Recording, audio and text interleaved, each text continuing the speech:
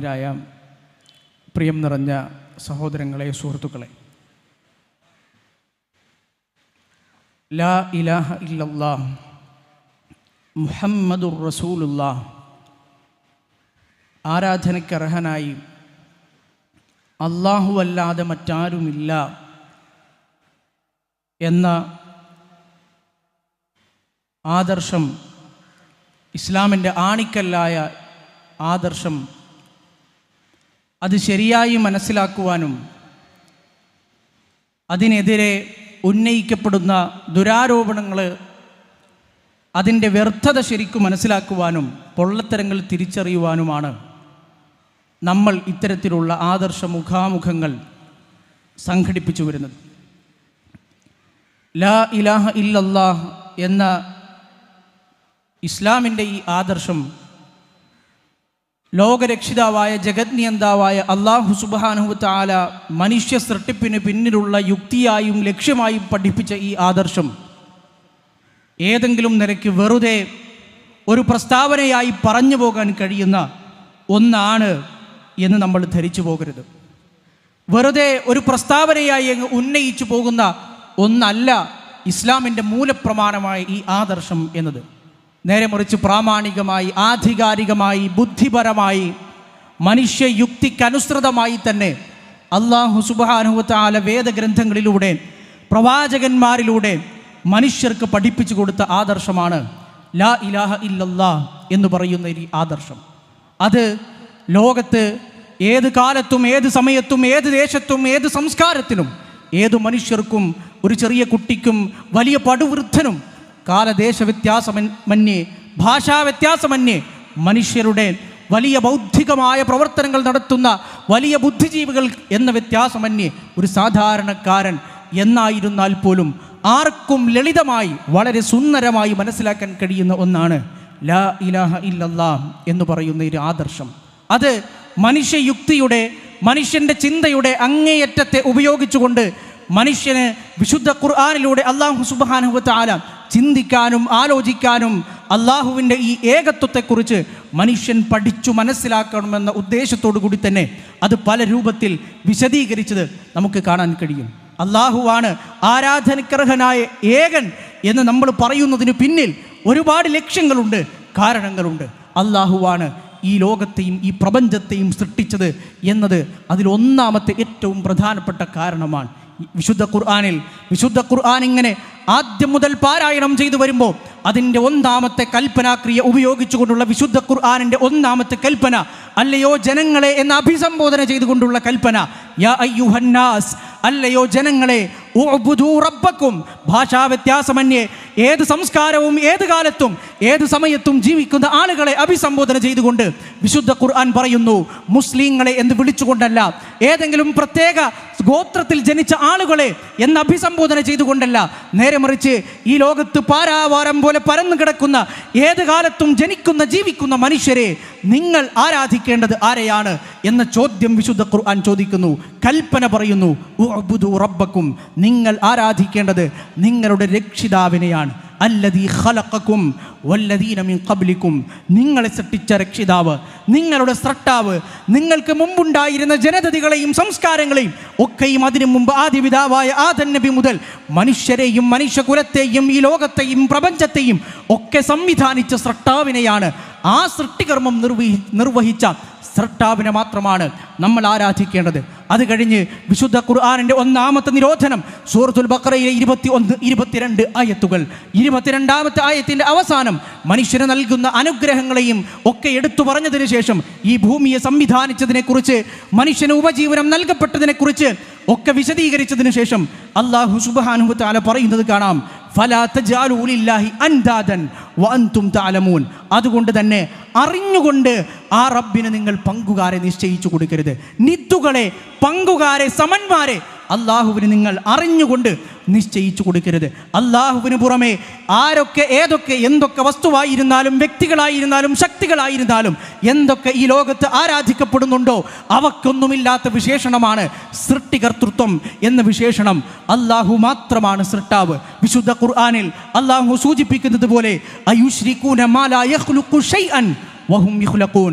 ഒന്നും സൃഷ്ടിക്കാൻ കഴിയാത്ത, സൃഷ്ടാവേ അല്ലാത്ത സ്വയം സൃഷ്ടികളായി മാറിയ നിസ്സാരന്മാരെയാണല്ലോ ഇവർ അള്ളാഹുവിന്, ഈ ലോകത്തിൻ്റെ സൃഷ്ടാവിന് സമന്മാരായി നിശ്ചയിച്ചു കൊടുത്തുകൊണ്ടിരിക്കുന്നത്. സൂറത്തുൽ ഹജ്ജിൽ മാനവരാശിയുടെ ചിന്തയെ തട്ടിയുണർത്തുന്ന അള്ളാഹുവിൻ്റെ ചോദ്യം നമുക്ക് കാണാം. യാ അയ്യുഹന്നാസ്, അല്ലയോ ജനങ്ങളെ എന്ന അഭിസംബോധന വീണ്ടും അവിടെ ആവർത്തിക്കുന്നു. ദുരിബ മസലുൻ ഫസ്തമിഊ ലഹു. ഇതാ ഒരു ഉദാഹരണം വിവരിക്കപ്പെടുന്നു. ചിന്തിക്കുന്ന മനുഷ്യർക്ക്, ആലോചിക്കുന്ന തലയിൽ ആൾ താമസമുള്ള ആളുകൾക്ക് ഇതിനെക്കുറിച്ച് ചിന്തിക്കാം. സൃഷ്ടാവല്ലാത്ത ഏതൊരാൾക്കാണ് ഈ ലോകത്ത് ആരാധനയ്ക്ക് അർഹതയുള്ളത്? ഇന്നല്ലദീന തദ്ഊന മിൻ ദൂനില്ലാഹി ലൻ യഖ്ലുഖൂ ദുബാബൻ വലൗ ഇജ്തമഊ ലഹു.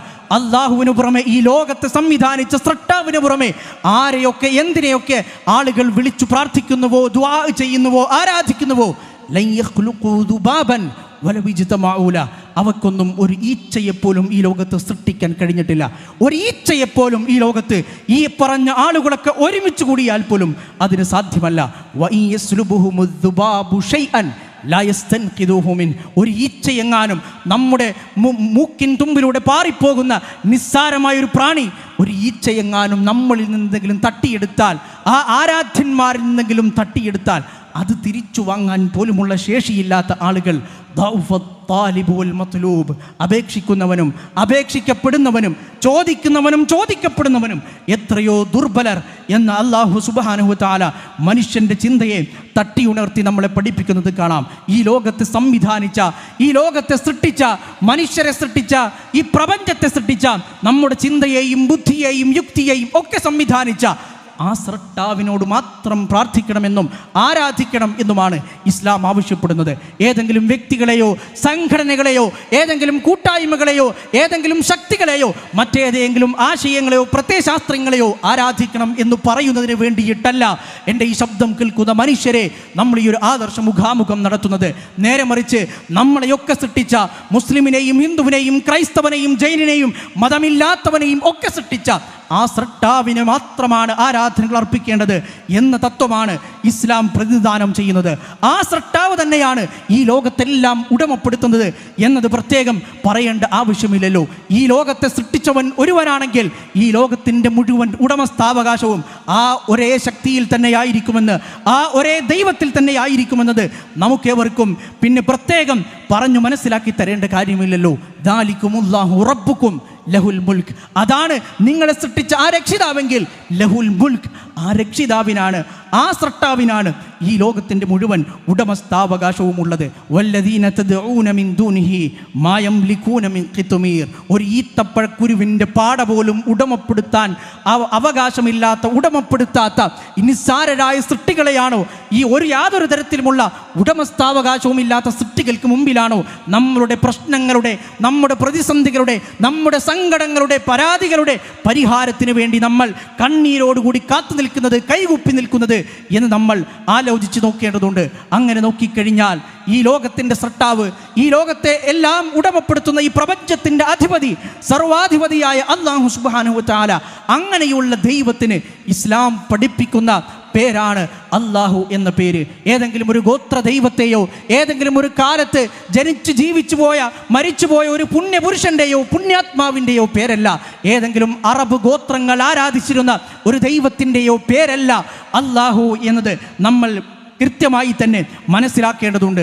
ഈ ലോകത്ത് ഇങ്ങനെ ലോകത്തെ സൃഷ്ടിക്കുകയും സംവിധാനിക്കുകയും അതിനെ ഉടമപ്പെടുത്തുകയും ചെയ്യുന്ന ലോകത്തിൻ്റെ രക്ഷിതാവായ സൃഷ്ടാവായ അല്ലാഹു സുബ്ഹാനഹു വ തആല ഈ ലോകം മുഴുവൻ നിയന്ത്രിച്ചു കൊണ്ടിരിക്കുന്നതും പിന്നെ അതേ റബ്ബ് തന്നെ ആയിരിക്കുമല്ലോ.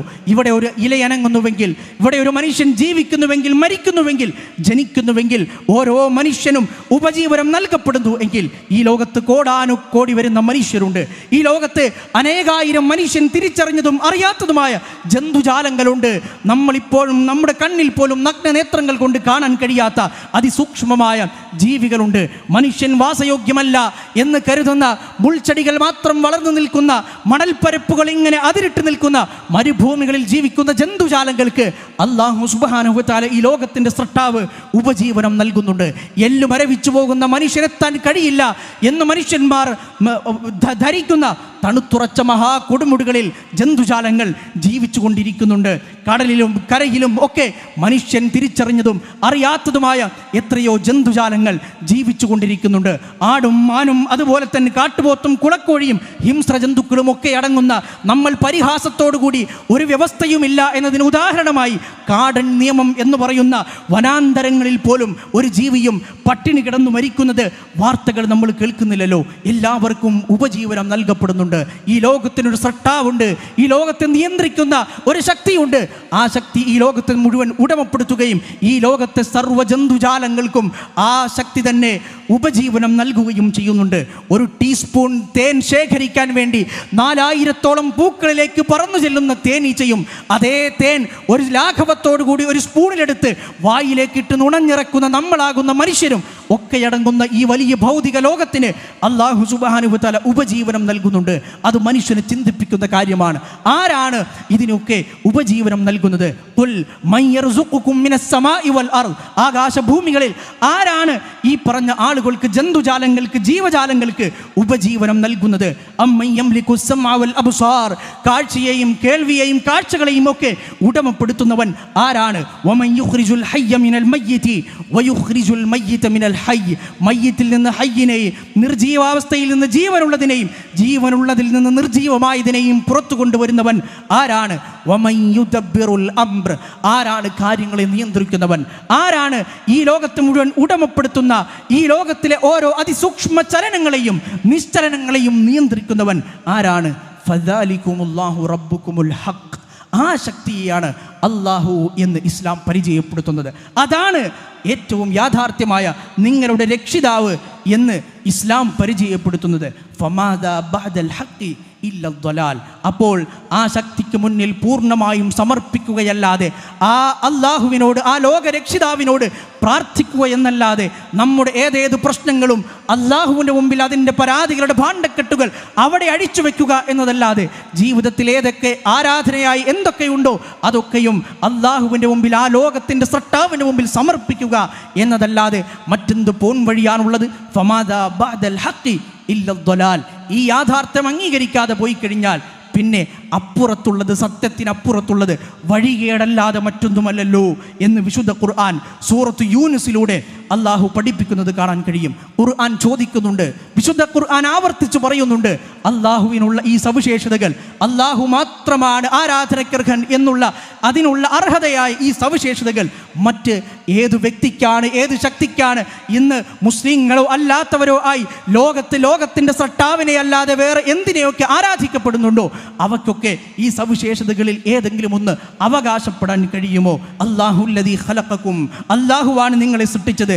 തുമ്മ റസഖകും, നിങ്ങൾക്ക് ഉപജീവനം നൽകിയത്. തുമ്മ യുമീതുകും തുമ്മ യുഹ്യീകും, നിങ്ങളെ മരിപ്പിക്കുന്നതും പിന്നീട് ജീവിപ്പിക്കുന്നതും ഒക്കെ അതേ രക്ഷിതാവാണ്. ഹൽ മിൻ ശുറകാഇകും മൻ യഫ്അലു മിൻ ദാലികും മിൻ ഷൈ, ഇതിലേതെങ്കിലും ഒന്ന് ചെയ്യാൻ, ഇതിലേതെങ്കിലും ഒന്ന് അവകാശപ്പെടാൻ പോലെങ്കിലും നിങ്ങൾ അള്ളാഹുവിന് സമന്മാരായി സങ്കല്പിക്കുന്ന, അള്ളാഹുവിന് പങ്കുകാരായി സങ്കല്പിക്കുന്ന ഏതെങ്കിലും ആളുകൾക്ക് കഴിയുമോ? ഇല്ല എന്നുള്ള ഉത്തരം നമ്മളെ പഠിപ്പിക്കുന്നുണ്ട്. ഈ ലോകത്തിനൊരു സൃഷ്ടാവുണ്ട് എങ്കിൽ, ഈ പ്രപഞ്ചത്തിനൊരു നാഥനുണ്ട് എങ്കിൽ, ഈ ജഗം മുഴുവൻ നിയന്ത്രിക്കുന്ന ഒരു ജഗത് നിയന്താവുണ്ടെങ്കിൽ, ഓരോ മനുഷ്യർക്കും ഓരോ ജന്തുജാലങ്ങൾക്കും ഉപജീവനം നൽകുന്ന ഒരു റബ്ബുണ്ടെങ്കിൽ ആ റബ്ബ് ഏകനാണ്. ഖുൽ ഹുവല്ലാഹു അഹദ്, പ്രവാചകരെ അങ്ങ് പറയുക, ആ അല്ലാഹു ഏകനാണ്, അഹദാണ് എന്ന് പ്രവാചകരെ പറയുക. ഒന്ന് ചുറ്റും കണ്ണോടിച്ചാൽ തന്നെ ഈ പ്രാപഞ്ചികമായ പ്രതിഭാസങ്ങളിലേക്ക് മനുഷ്യനെന്ന് ഉറ്റുനോക്കിയാൽ തന്നെ മനുഷ്യന് മനസ്സിലാക്കാൻ കഴിയുന്ന ഒരു നഗ്ന യാഥാർത്ഥ്യമല്ലേ ഇത്? വിശുദ്ധ ഖുർആനിൽ സൂറത്തുൽ അംബിയായിൽ അല്ലാഹു അത് മനുഷ്യൻ്റെ ചിന്തയെ തട്ടിയുണർത്തുന്നത് നമുക്ക് കാണാൻ കഴിയും. ലൗ കാന ഫീഹിമാ ആലിഹത്തുൻ ഇല്ലല്ലാഹു ലഫസദത, അല്ലാഹുവിന് പുറമെ, അല്ലാഹുവല്ലാതെ മറ്റൊരുപാട് ആരാധ്യന്മാർ, ഈ ലോകത്തെ നിയന്ത്രിക്കുന്ന ശക്തികൾ, ഈ ലോകത്തിനെ ഉടമപ്പെടുത്തുന്ന സൃഷ്ടാക്കൾ ഈ ലോകത്തുണ്ടായിരുന്നുവെങ്കിൽ ലഫസദത, ആകാശഭൂമികൾ തകർന്ന് തരിപ്പണമാകുമായിരുന്നു. അതൊരിക്കലും ഈ നിലയ്ക്ക് വളരെ വ്യവസ്ഥാപിതമായി മുന്നോട്ട് പോകുന്ന അവസ്ഥയുണ്ടാകുമായിരുന്നില്ല. ഒരു വാഹനത്തിന്, നമ്മൾ ഓടിക്കുന്ന ഒരു വാഹനത്തിന് രണ്ട് ഡ്രൈവർമാരുള്ള രണ്ട് നിയന്ത്രണ ശക്തികളുള്ള അവസ്ഥ മാത്രം നമുക്കൊന്ന് ആലോചിച്ച് നോക്കിയാൽ അത് മനസ്സിലാക്കാൻ കഴിയും. ഈ പ്രപഞ്ചത്തിൻ്റെ കൃത്യത, വളരെ സുഗമമായി സഞ്ചരിക്കുന്ന ഈ പ്രപഞ്ചം മുഴുവൻ വളരെ സുന്ദരമായി സഞ്ചരിച്ചു പോകുന്ന ഈ പ്രപഞ്ചത്തിൻ്റെ ചന്ദ്രന്റെ വ്യവസ്ഥ. വശംസു തജ്രി ലിമുസ്തഖറിൻ ലഹാ ദാലിക തഖ്ദീറുൽ അസീസിൽ അലീം. സൂര്യൻ സഞ്ചരിക്കുന്നുവെങ്കിൽ അതിന് കൃത്യമായൊരു മാർഗരേഖയുണ്ടെങ്കിൽ ദാലിക തഖ്ദീറുൽ അസീസിൽ അലീം. അതേതെങ്കിലും യാദൃച്ഛികമായി ഉണ്ടായ മനുഷ്യന്റെ ചരിത്രത്തിലോ ഈ ഭൂമിയുടെ നിർമ്മാണത്തിന്റെ ചരിത്രത്തിലോ ഏതെങ്കിലും യാദൃച്ഛികതയിൽ സംഭവിച്ചു പോയ ഒരു താളപ്പിഴയല്ല. നേരെ മറിച്ച് ദാലിക തഖ്ദീറുൽ അസീസിൽ അലീം. അതിന് പിന്നിൽ അസീസായ അലീമായ സർവജ്ഞനായ പ്രതാപിയായ അല്ലാഹുവിൻ്റെ കൃത്യമായ പ്ലാനിംഗ് ഉണ്ട്, കണക്കുകൂട്ടലുകളുണ്ട്. വൽ ഖമറ ഖദ്ദർനാഹു മനാസില ഹത്താ ആദകൽ ഉർജൂനുൽ ഖദീം. വൃദ്ധിക്ഷയങ്ങൾ ബാധിക്കുന്ന ഈ ചന്ദ്രന് അതിന് കൃത്യമായ അതിന് ഇടവേളകളുണ്ടെങ്കിൽ അതിന് ചെല്ലാനുള്ള ഭവനങ്ങൾ അല്ലാഹു നിശ്ചയിച്ചിട്ടുണ്ട് എങ്കിൽ അതിന് പിന്നിൽ കൃത്യമായ ഖദറുണ്ട്, തഖ്ദീറുണ്ട്. ലശംസു യംബഗി ലഹാ അൻ തുദ്രികൽ ഖമർ. സൂര്യനെ ഈ ചന്ദ്രനെ കവച്ചു വെക്കാൻ കഴിയില്ല. വലല്ലൈലു സാബിഖുൻ നഹാർ. രാത്രിക്ക് പകലിനെയും കവച്ചു വെക്കാൻ കഴിയില്ല.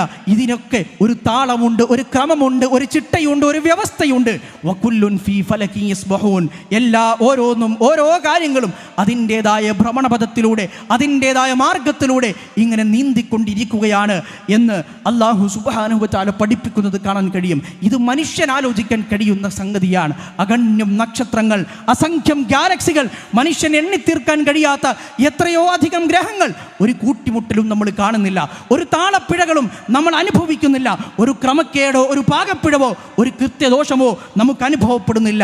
എന്നാൽ നമ്മുടെ ചുറ്റും നോക്കിക്കഴിഞ്ഞാൽ നമ്മുടെ നാട്ടിൽ തന്നെ മനുഷ്യനിർമ്മിതമായ എത്രയോ വ്യവസ്ഥകൾ തകർന്ന് തരിപ്പണമാകുന്നത്, ഒരിക്കലും പെർഫെക്ഷനിലേക്ക് എത്തിച്ചേരാത്തത് നമ്മൾ എത്രയോ കണ്ടുകൊണ്ടിരിക്കുകയാണ്. മനുഷ്യനിർമ്മിത വ്യവസ്ഥകൾ സ്തംഭിച്ചു നിൽക്കുന്ന കാഴ്ചകൾ നമ്മളെന്നും വാർത്താമാധ്യമങ്ങളിലൂടെ വായിച്ചു കൊണ്ടിരിക്കുകയാണ്. ഒരു ചെറിയ ജംഗ്ഷനിൽ പോലും ഗതാഗത കുരുക്കുകൾ തുടർക്കഥയാകുമ്പോൾ മനുഷ്യൻ അഹങ്കരിക്കുന്ന ടെക്നോളജികൾ പോലും വലിയ മനുഷ്യൻ്റെ ബുദ്ധി സാമർത്ഥ്യത്തിൻ്റെ ഉദാഹരണങ്ങളായി എടുത്തു കാണിക്കപ്പെടുന്ന ടെക്നോളജികൾ പോലും ഇടയ്ക്കിടെ പണിമുടക്കുമ്പോൾ സൂര്യചന്ദ്ര നക്ഷത്രാദികൾ വളരെ സുഗമമായി അവയുടെ ഭ്രമണപഥങ്ങളിലൂടെ ഒഴുകി നടക്കുന്നത് നമ്മൾ കണ്ടുകൊണ്ടിരിക്കുന്നു. ഇവിടെ കാറ്റും മഴയും വെയിലും മഞ്ഞും ഉണ്ടാകുന്നത്, രാത്രിയും പകലും മാറി മാറി വരുന്നത് മനുഷ്യനിങ്ങനെ കണ്ടുകൊണ്ടേയിരിക്കുന്നു.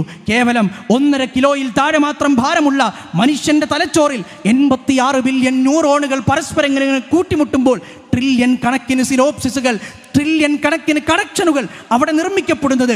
മണിക്കൂറിൽ 431 കിലോമീറ്റർ വേഗതയിൽ ഡേറ്റകൾ, വിവരങ്ങൾ പ്രോസസ്സ് ചെയ്യാൻ മനുഷ്യൻ്റെ ഈ കുഞ്ഞു തലച്ചോറിന് സാധിക്കുന്നു എന്നത്, അതൊക്കെ സുഗമമായി ഇവിടെ ഇങ്ങനെ മുന്നോട്ട് പോകുന്നു എന്നത് അല്ലാഹു ഏകനാണ് എന്നതിനുള്ള തെളിവ് തന്നെയാണ്. വതറൽ ജിബാല തഹ്സബുഹാ ജാമിദതൻ വഹിയ തമുറു മർറ സഹാബ്.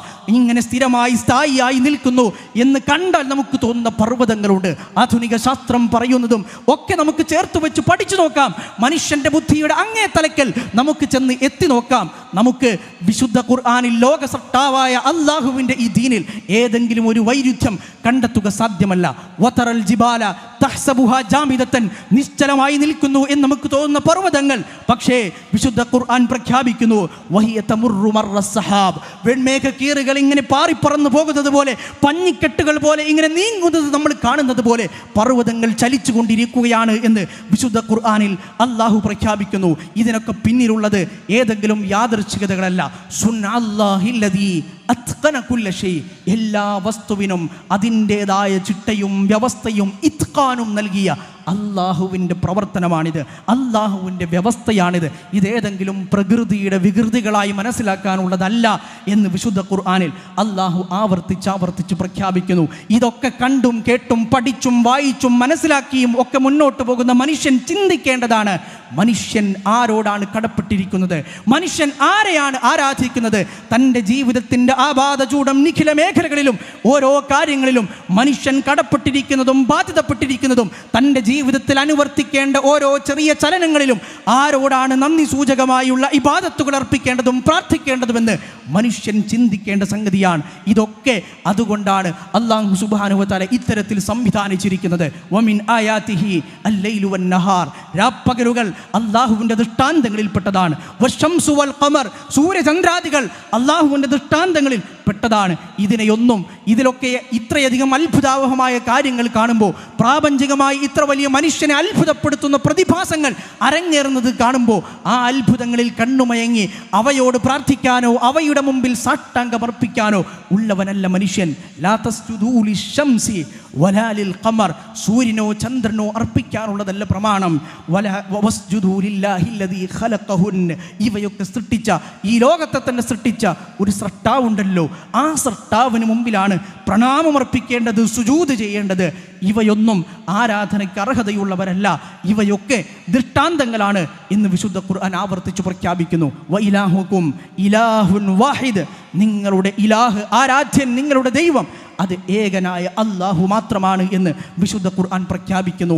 മനുഷ്യരുടെ ചുറ്റും നോക്കാനും മനുഷ്യൻ ഈ ഭൂമിയെയും അതുപോലെ തന്നെ മനുഷ്യന് ചുറ്റും നടക്കുന്ന പ്രതിഭാസങ്ങളെക്കുറിച്ചും ചിന്തിക്കാനും വിശുദ്ധ ഖുർആൻ നമ്മളോട് ആവശ്യപ്പെടുന്നു. കടലിലൂടെ സഞ്ചരിക്കുന്ന കപ്പലുകളും അടിച്ചു വീശുന്ന കാറ്റും അതുപോലെ തന്നെ മേഘങ്ങളും ഈ ലോകത്ത് നടക്കുന്ന ഓരോ പ്രതിഭാസങ്ങളും അല്ലാഹുവിൻ്റെ തൗഹീദിനുള്ള ദൃഷ്ടാന്തങ്ങളാണ് എന്ന്, മനുഷ്യൻ ആലോചിച്ചു മനസ്സിലാക്കേണ്ട പ്രതിഭാസങ്ങളാണ് എന്ന് വിശുദ്ധ ഖുർആൻ പലയിടങ്ങളിലായി ആവർത്തിച്ച് നമ്മളെ ബോധ്യപ്പെടുത്തുന്നു. ഒക്കെയും അല്ലാഹുവിൻ്റെ തൗഹീദിലേക്കുള്ള, ലോകരക്ഷിതാവായ അല്ലാഹുവിന് മാത്രമാണ് ആരാധനകൾ അർപ്പിക്കേണ്ടത് എന്നതിലേക്കുള്ള ചൂണ്ടുപലകകൾ മാത്രമാണ്.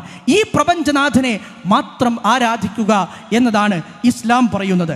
ഈ പ്രപഞ്ചനാഥന് മുന്നിൽ മാത്രം വണക്കങ്ങൾ അർപ്പിക്കുക എന്നതാണ് ഇസ്ലാം പറയുന്നത്. അല്ലാഹുവിന് പുറമെ നമ്മൾ ആരെയൊക്കെ വിളിച്ചു പ്രാർത്ഥിക്കുന്നുണ്ടോ, സമൂഹത്തിൽ ആരെയൊക്കെ ആരാധിക്കപ്പെടുന്നുണ്ടോ, അവയൊക്കെയും ഇതുപോലുള്ള അല്ലാഹുവിൻ്റെ സൃഷ്ടികളാണ് എന്ന്, നിസ്സാരരായ ദുർബലരായ അടിമകളാണ് എന്നതാണ് യാഥാർത്ഥ്യം. ഇന്നല്ലദീന തദ്ഊന മിൻ ദൂനില്ലാഹി ഇബാദുൻ അംസാലുക്കും, അല്ലാഹുവിന് പുറമെ ആരാധിക്കപ്പെടുന്ന, നിങ്ങൾ വിളിച്ചു പ്രാർത്ഥിക്കുന്ന ഏതൊക്കെയുണ്ടോ, ഇബാദുൻ അംസാലുക്കും, അവരൊക്കെ നിങ്ങളെപ്പോലെ തന്നെയുള്ള സൃഷ്ടികളാണ്, അടിമകളാണ് എന്ന് അല്ലാഹു സുബ്ഹാനഹു വ തആല വിശുദ്ധ ഖുർആനിൽ പറയുന്നു. എൻ്റെ ഈ ശബ്ദം കേൾക്കുന്ന ഈ പ്രദേശത്തുള്ള ഓൺലൈനിലും അതുപോലെ തന്നെ അല്ലാതെയുമൊക്കെയായി ഈ ആദർശ മുഖാമുഖം ശ്രദ്ധിച്ചു കൊണ്ടിരിക്കുന്ന ആളുകളുണ്ടെങ്കിൽ അവരുടെ നെഞ്ചത്ത് കൈവത്തവർ ആലോചിക്കേണ്ട സംഗതിയാണ്, അല്ലാഹുവിന് പുറമെ, ഈ ലോകത്തിൻ്റെ സൃഷ്ടാവിന് പുറമെ, പ്രപഞ്ചനാഥന് പുറമെ ആരൊക്കെ ആരാധിക്കപ്പെടുന്നുണ്ടോ അവയൊക്കെയും നമ്മളെപ്പോലുള്ള നിസ്സാരരായ അടിമകൾ മാത്രമാണ്. അല്ലാഹുവിൻ്റെ പ്രവാചകൻ മുഹമ്മദ് നബി സല്ലല്ലാഹു അലൈഹി വസല്ലമയോട് ഈ ലോകത്തോട് പ്രഖ്യാപിക്കാൻ അല്ലാഹു പറഞ്ഞതുപോലും ഇതേ കാര്യമാണ്. ഖുൽ, പ്രവാചകരെ അങ്ങ് പറയുക, ഇന്നമാ അന ബശറുൻ മിസ്ലുക്കും, ഞാൻ നിങ്ങളെപ്പോലെയുള്ള ഒരു മനുഷ്യൻ മാത്രമാകുന്നു എന്ന് പ്രവാചകരെ അങ്ങ് ആളുകളോട് പറയുക.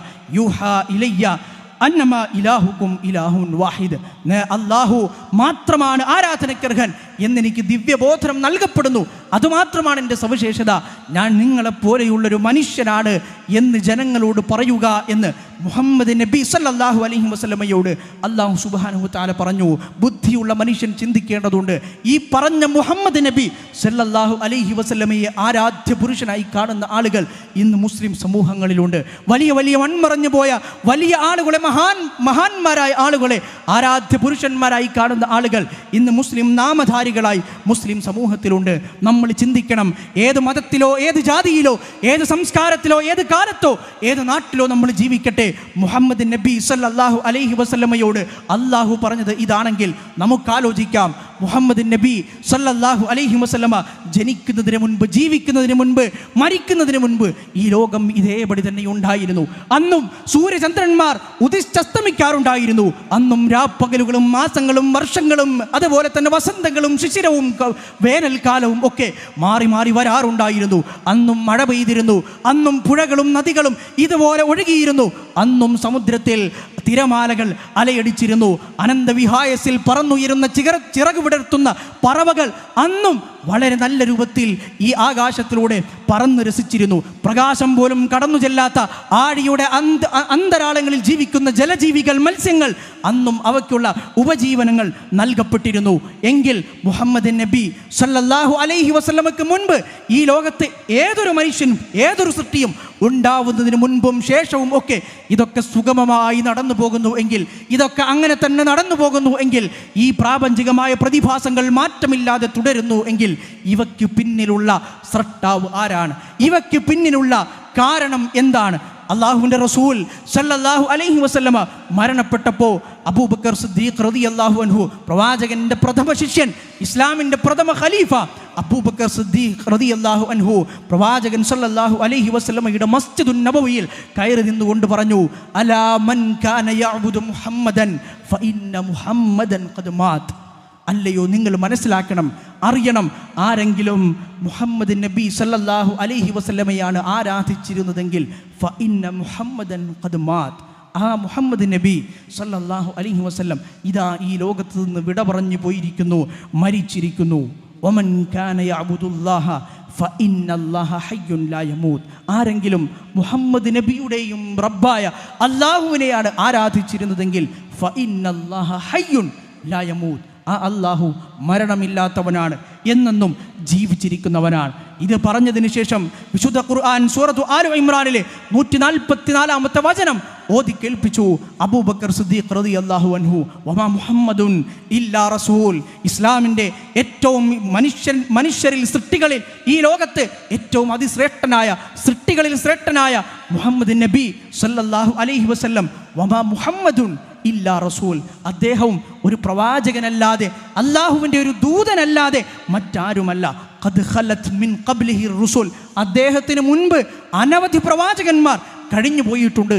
അതുകൊണ്ട് അദ്ദേഹം മരിച്ചെന്ന് കരുതി അല്ലെങ്കിൽ മരിച്ചാലോ കൊല്ലപ്പെട്ടാലോ നിങ്ങൾ ഈ ആദർശം ഉപേക്ഷിച്ച് ഈ ദീനിൽ നിന്ന് പിന്തിരിഞ്ഞ് കളയാനാണോ ഉദ്ദേശിക്കുന്നത് എന്ന് അല്ലാഹു സുബ്ഹാനഹു വ തആല ചോദിക്കുന്നത് നമുക്ക് കാണാൻ.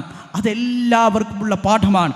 ഏതൊരു സൃഷ്ടിയും അല്ലാഹുവിനോളം, ഈ ലോകത്തിൻ്റെ സൃഷ്ടാവിനോളം, ആരാധ്യനോളം വരില്ല എന്ന പാഠമാണ് അല്ലാഹു സുബ്ഹാനഹു വ തആല അവിടെ ഈ ആയത്തിലൂടെ നമ്മളെ പഠിപ്പിച്ചു തരുന്നത്. കാരണം അല്ലാഹുവല്ലാത്ത സൃഷ്ടാവല്ലാത്ത ഏതൊക്കെ സൃഷ്ടികളുണ്ടോ അവരാരും അന്യൂനരല്ല എന്ന് നമ്മൾ മനസ്സിലാക്കണം. കുറവുകളും പരിമിതികളും പലതരത്തിലുള്ള ലിമിറ്റേഷനുകൾക്കുള്ളിലും ജീവിക്കുന്ന, അതിനുള്ളിൽ മാത്രം ഇടപെടാൻ കഴിയുന്ന ആളുകളാണ് ഏത് സൃഷ്ടിയായിരുന്നാലും. കോടാനുകോടി നക്ഷത്രങ്ങളിൽ ഒരു ചെറിയ നക്ഷത്രമായ സൂര്യൻ, ആ സൂര്യന് നേർക്ക് നഗ്നനേത്രങ്ങൾ കൊണ്ട് ഒരു മിനിറ്റ് നേരം ഒന്ന് കണ്ണ് തുറന്നു പിടിക്കാൻ കഴിയാത്ത, പ്രകാശം നഷ്ടപ്പെട്ടു പോയി കഴിഞ്ഞാൽ, ലൈറ്റ് അണഞ്ഞു പോയി കഴിഞ്ഞാൽ ഇരുട്ടിൽ തപ്പിത്തടയുന്ന 20 മുതൽ 20,000 ഹെർട്സ് വരെ മാത്രം ശബ്ദവീചികൾ പിടിച്ചെടുക്കാൻ ശേഷിയുള്ള, കാത് നൽകപ്പെട്ട, സ്വന്തം ജീവനോ ആയുസ്സിനോ സ്വന്തം നിലനിൽപ്പിന് പോലുമോ ഒരു നിമിഷാർത്ഥം പോലുമുള്ള ഗ്യാരണ്ടി പറയാൻ കഴിയാത്ത മനുഷ്യരാണോ സൃഷ്ടികളാണോ അല്ലാഹുവിൻ്റെ സൃഷ്ടികളിൽ മറ്റുള്ളവർ വിളിച്ചു തേടിക്കൊണ്ടിരിക്കുന്നത് എന്നത് നമ്മളേവരെയും ചിന്തിപ്പിക്കേണ്ട ചോദ്യമാണ്. ഈ സൃഷ്ടിയാണോ അവന് പരിമിതികളുണ്ട്? സൃഷ്ടിയാണോ അതിന് തുടക്കമുണ്ട്? സൃഷ്ടിയാണോ അതിന് ജനനമുണ്ട്? ജനനമുണ്ടെങ്കിൽ അതിന് മരണമുണ്ട്. തുടക്കമുണ്ടെങ്കിൽ അതിനൊരു ഒടുക്കമുണ്ട്. പക്ഷേ തുടങ്ങുന്നതും ഒടുങ്ങുന്നതുമാണെങ്കിൽ പിന്നെ അതങ്ങനെ ദൈവമാകും. ജനിക്കുന്നതും മരിക്കുന്നതുമാണെങ്കിൽ പിന്നെ അങ്ങനെ അത് ദൈവമാകും. വതവക്കൽ അലൽ ഹയ്യിൽ ലദീ ലാ യമൂത്, ഒരിക്കലും മരിക്കാത്ത, എന്നെന്നും ജീവിച്ചിരിക്കുന്ന ആ റബ്ബിൽ ഭരമേൽപ്പിക്കുക എന്ന് വിശുദ്ധ ഖുർആൻ നമ്മളോട് ആവശ്യപ്പെടുന്നു. അല്ലാഹു ലാ ഇലാഹ ഇല്ലാ ഹുവൽ ഹയ്യുൽ ഖയ്യൂം, എന്നെന്നും ജീവിച്ചിരിക്കുന്ന, ഒരാൾക്കും ഒന്നിനെയും ആശ്രയിക്കാത്ത, എല്ലാറ്റിനെയും നിയന്ത്രിക്കുന്ന ഹയ്യും ഖയ്യൂമുമായ ആ ഏക ഇലാഹിനു മാത്രമാണ് ആരാധനകൾ അർപ്പിക്കേണ്ടത് എന്ന് വിശുദ്ധ ഖുർആൻ നമ്മളോട് പറയുന്നു. ഒന്ന് കുറച്ചു നേരം അധ്വാനിച്ചാൽ ഊർജം നഷ്ടപ്പെട്ട് വാടിത്തളർന്ന് മയങ്ങാൻ വേണ്ടി പോകുന്ന മനുഷ്യർ എങ്ങനെയാണ് അല്ലാഹുവിന് തുല്യരായി മാറുക? എങ്ങനെയാണ് നമ്മൾ പ്രാർത്ഥിക്കാൻ കടപ്പെട്ടവരായി മാറുക? ലാ തഖുദുഹു സിനത്തുൻ വലാ നൗം, ഒരു മയക്കമോ ഉറക്കമോ ബാധിക്കാത്തവനാണ് ഈ ലോകത്തിൻ്റെ രക്ഷിതാവ് എന്ന് അല്ലാഹു സുബ്ഹാനഹു വ തആല പഠിപ്പിക്കുന്നു.